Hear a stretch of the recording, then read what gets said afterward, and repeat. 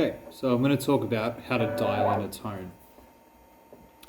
Because pretty much every amp you look up will have some amount of these 6 switches. Probably not amp type. That one you'll only really see on amps that have an effects unit inside the amp. So like a Boss Katana or a Line 6 Spider but there are many. So this you can kind of ignore. I'm just leaving it on the clean setting so we can just act like that's what that is. So volume, obviously important one, that's your output volume. It's how much of your guitar is coming through into the amp. You'll then have a master volume that turns up the amplifier itself. But this one you should generally leave about there. It's basically you either leave the master there and use this for the up and down, or you leave this at 12 o'clock and use the master for the up and down. What gain does is gain refers to how much of the guitar's signal comes into the amplifier. So at 12 o'clock, that's what it sounds like if I turn it all the way down. Not much coming through. So as I turn it up, more and more of the guitar signal starts to come into the amp. And that's the neutral point. 12 o'clock, or just going straight up, that's neutral. If I turn that up all the way,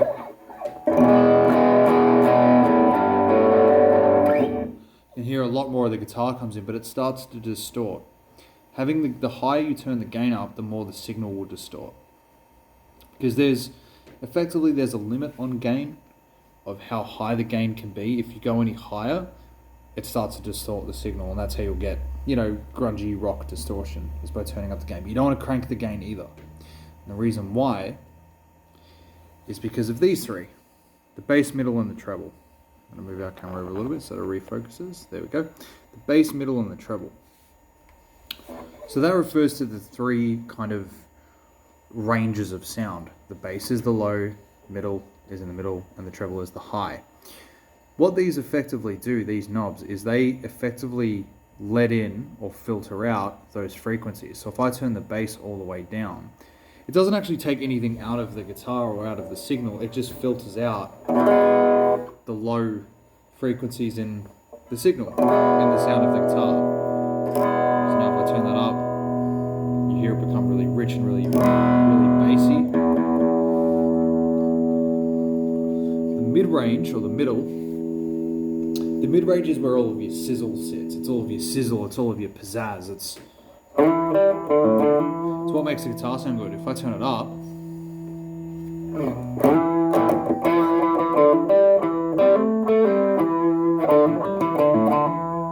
it turns up the middle of the note. If I turn up the treble,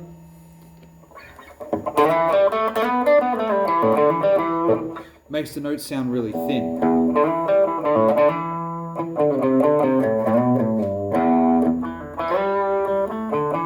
Really thin and really twangy. That's how you get the twang, is you use the treble. Now in a clean signal, the bass makes it more lush, the middle turns up the body, and the treble turns up the twang. But if you're playing with a crunchy sound, so like a heavy kind of distorted rock sound, the bass is going to thin that right out.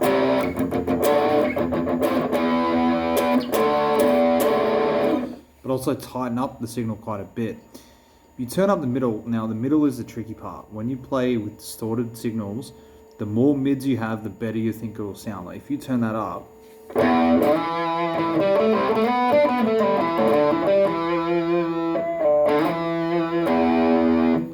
because it turns up all the sizzle, it makes it sound really, really good.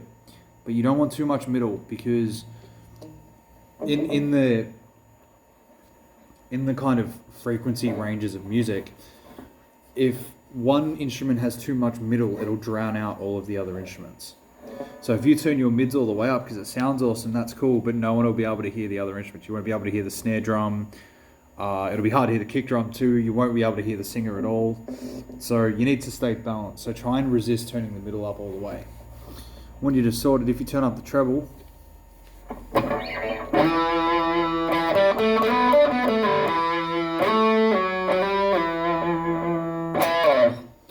what that's going to do is that's same thing. It's going to turn up the twang and thin the sound out a little bit.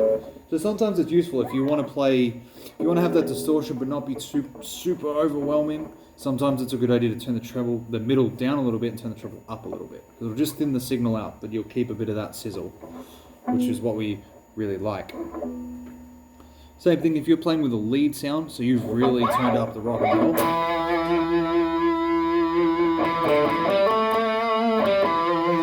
You're going to run into the same problem. Like if you crank the mids, you're going to sound really good, but you're going to drown everyone out. So mids use sparingly, but this is your, add some sizzle, add some pop, add some pizzazz, add some good stuff. The bass is going to change how lush the sound is and how much impact the strums have, and the treble turns up the twang. Moving on to some effects. In here, whoa, you can hear that that's a lead signal and it's got a lot of heat, because as soon as I let the guitar start to ring out, it starts to feed back straight away. So let's go back to a clean. Nice. So, effects. Now effects might have different names sometimes, but they'll do the same job more or less. So the booster is like an overdrive. You'll see that called an overdrive.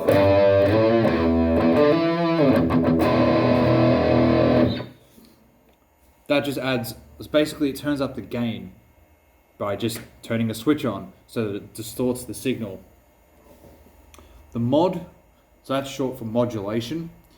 On this particular one, it's a tremolo effect. If I really turn it up. So it sounds like it's underwater because it's modulating the signal. It's stopping and starting the signal like super rapidly, like turning it on and off super fast, so it goes bow, wow, wow, wow, wow, wow. That's called a tremolo. Okay, delay. So a delay is an echo. So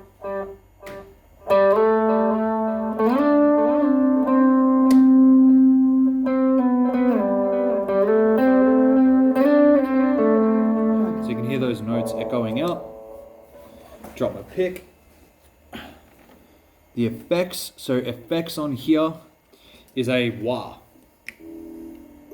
or a filter. I think it sounds more like a filter to me.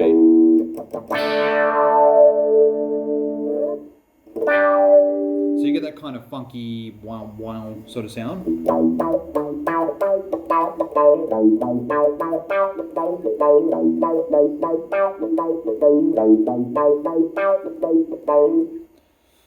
You could be playing, you know, really good for like some Jimi Hendrix riffs.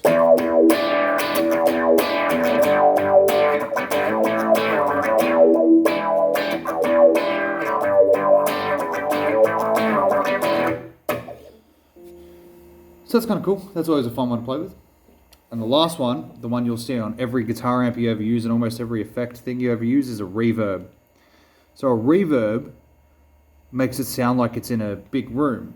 Now, how much you turn up the reverb will make the room sound different. So if we only turn it up a little bit,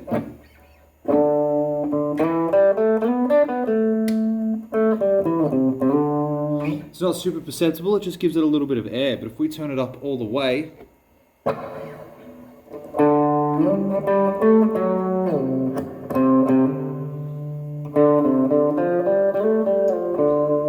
it sounds like it's in a big hallway, and it's on the other end of the hallway.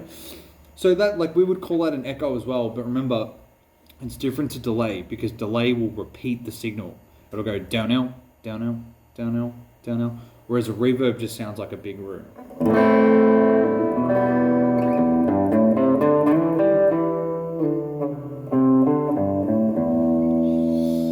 Now over here, you've got the master. So the master volume controls the output volume for the speaker. So obviously turn that up, get louder, turn it down, get quieter. Then the last one is, this amp's a little different than other amps because it's got a wattage control, so you can turn up the power. We can ignore that because most amps don't have that, but most amps do have a standby. A standby, basically, the amp is still on, but no sound can come out. It stops the signal from coming out. See, I'm strumming it, but nothing's coming out. Turn it off, standby. signal comes back through. So that way you can leave your amp on. You don't want to leave it on all the time or overnight or anything. But if you have your amp on but you just don't want it to make any noise, like you need to go off stage for a little bit, you're having a set break, flick it on to standby. And that way no sound will come out, it won't create any feedback. So the sound guy doesn't have to tear his hair out trying to stop your guitar from blowing up your amplifier. So that's it. So that's how you dial in tones. Experiment with this. Come up with the sound you like. Twist knobs, change settings until you find something you really like. You can even look up tutorials on YouTube about dialing in a tone, how do amps work, all that kind of stuff. It all comes together. But the ultimate rule of thumb is if it sounds good to you, it's good.